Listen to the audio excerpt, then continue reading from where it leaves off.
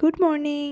সকালবেলা এই কেকটার কিছুটা অংশ খেয়েই আমি বেরিয়ে গেছিলাম ডিউটি। আর ডিউটি পৌঁছে আগেই আমি রিসিভ করে নিয়েছিলাম আমার আগের দিন পার্পেল থেকে আসা এই পার্সেলটা। তো ফার্স্টেই আছে ডার্মাকোর একটা ফেস সিরাম, আর সাথে একটা আছে ফ্রেশেস কানাডার স্ট্রো ক্রিম, যেটা আমি কমপ্লিটলি ফ্রিতেই পেয়েছি। নেক্সট আছে নিউট্রিজেনার এই ফেস ওয়াশ, আর তারপরেই আছে অ্যালপস গুডনেসের একটা ফেস টোনার, আর সাথে এই রোজমেরি ওয়াটারটা, যেটাও আমি কমপ্লিটলি একদম ফ্রিতেই পেয়েছি। তো এগুলোই টুকটাক ছিল। দুপুরের পরে হয়েছিল আমাদের একটা দাদার বার্থডে সেলিব্রেশন, এই যে। আর এদেরকে এখানে দেখো কেক কাটার পরে কেক খাওয়ার জন্য অধীর আগ্রহে বসে আছে যে কখন দেবে।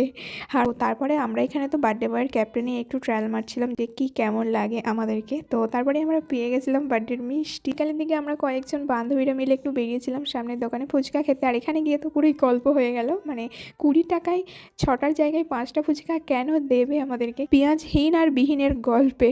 তারপর এত কিছু ঝামেলা করার পরে কিন্তু আমরা লাস্ট শুকনো ফুচকাটাও খেয়েই এসেছিলাম। তো চলো আজকে এটুকুই, দেখাবে অন্য একটা মিনি ভ্লগে। বাই।